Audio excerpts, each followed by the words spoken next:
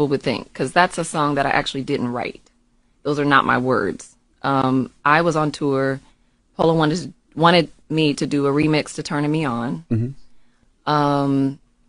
He had produced the record, and I wasn't, because I was on tour with Lil Wayne, I wasn't able to like lay anything down. He had been on me for a couple of weeks about we need to do a remix.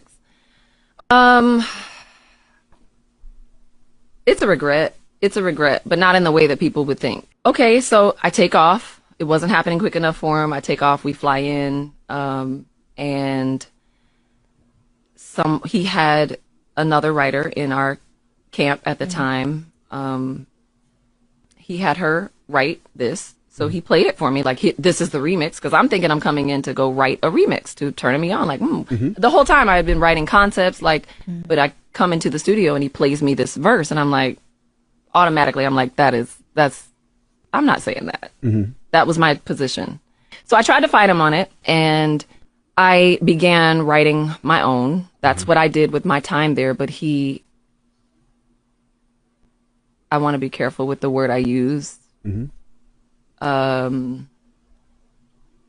was quite forceful. You know what I mean? In an executive artist way? Yeah, in an executive artist way only. Okay, so I take off. It wasn't happening quick enough for him. I take off. We fly in,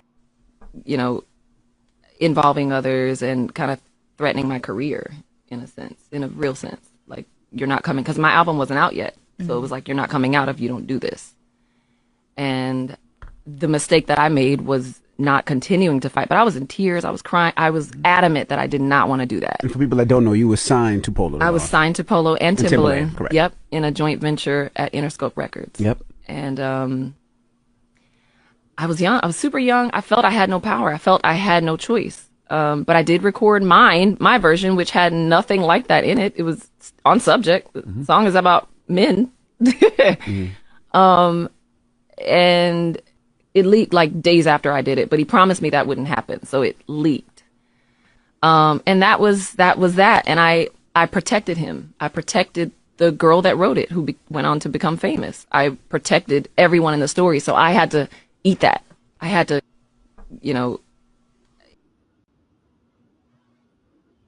So that was her video from the Breakfast Club this morning. Now go ahead and play the video that I sent you. This was from 20 years ago, and if you hear her talk from 20 years ago, it's a very different how she talked about it from 20 years ago till now. And we'll after that we'll chop it up after the second video.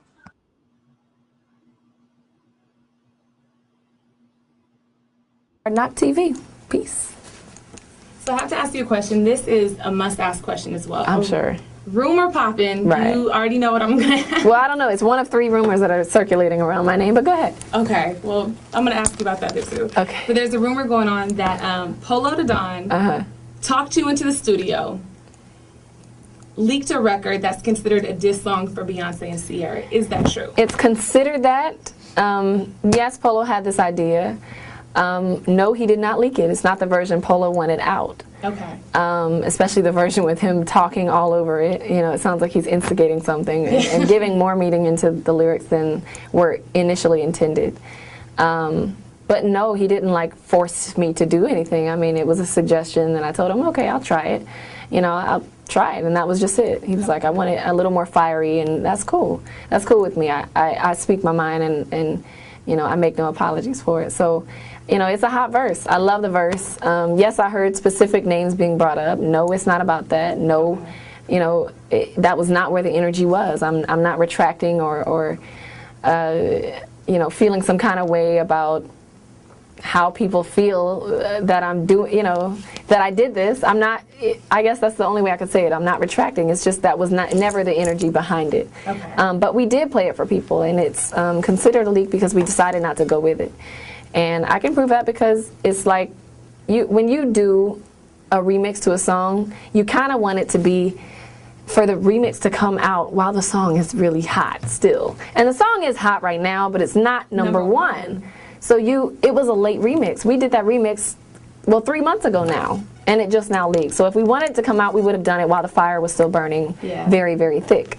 And so, it's been very hard to keep Keri Hilson records under wraps, and we decided to do that because people when we played it for people, you know, people said, look, oh, it sounds like you're going at this person and that person. And when the moment names started being thrown around, we were like, oh, okay, we get it.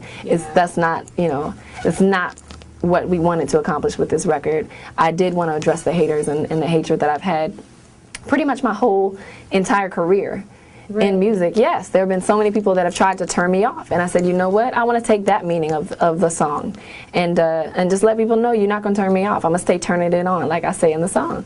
So that's what it is about, and it's not a retraction. It is a blanket statement for many people who along the way. And I mean, no one's gonna give it to you on a silver platter. You got to take it, and that's what I'm doing. So that's what it's about. So that was an interview she did about almost 20 years ago. How she felt then, and then the interview she did now, and you know, you can see there was a difference. So, want to hear from you guys. So go ahead, Ronnie. What's your take?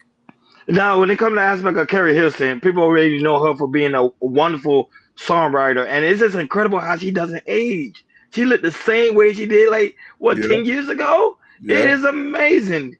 Boy, black don't crack at all. You can even see that she's still a gorgeous woman. But at the same time, people do stuff to get themselves known, to get themselves popping in the aspect of the music algorithm. Remember at the time, people only knew Keri Hilson just for being a songwriter. So what is the best controversy you could do? Who was the hottest female, or still the hottest female in this decade? Beyoncé. Why not? So if you ask me, was this planned? Yes, I think it was planned. I think it was planned by the record label, and I also think it was also planned by Polo the Don. Now, of course, now she's older, and she realized, hey, she just wanna, she wanna chill. She's not really into that music spotlight like she used to anymore. However, she still is doing songwriting, but this is she's just trying to clear up everything so people will know, like, hey, she was not the one that started it. It was pretty much people that was behind her, which kind of makes sense because at the end of the day, she was just new and she was popping. Keri Hilson pretty much came out of nowhere.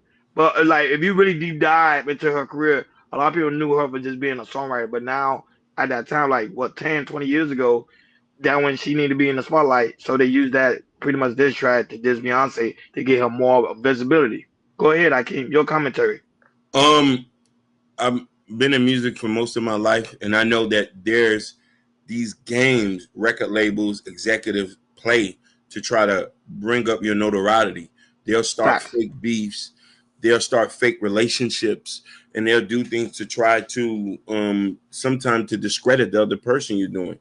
You know what I mean? Keri Hilson was a single, Beyonce was a singer. Beyonce was at top at that point in time, and Keri wanted that spot. So the guys who she was signing to try to do these things.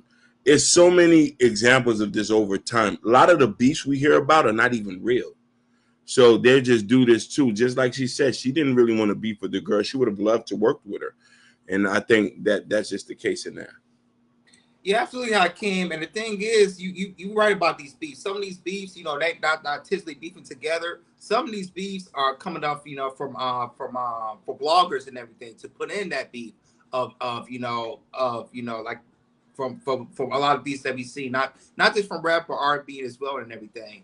For instance, like I remember Bob was talk about back in the day in the 2000s that there was apparently Romeo and Bob was beefing at the time.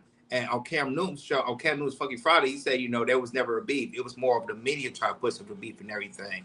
But, back to the situation with Keri Hilson and Beyonce, at the time that the video that we did was 20 years ago, she came out hot, at the time. Keri Hilson, she did came out hot.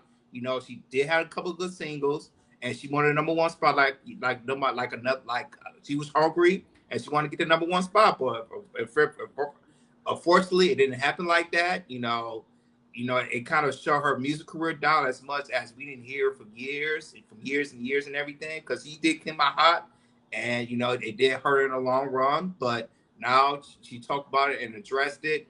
And, said, hey, now I kind of regret by doing that, even though I wanted that spot. But right now, looking at it back then and now, I do kind of regret that. Now, I would say this.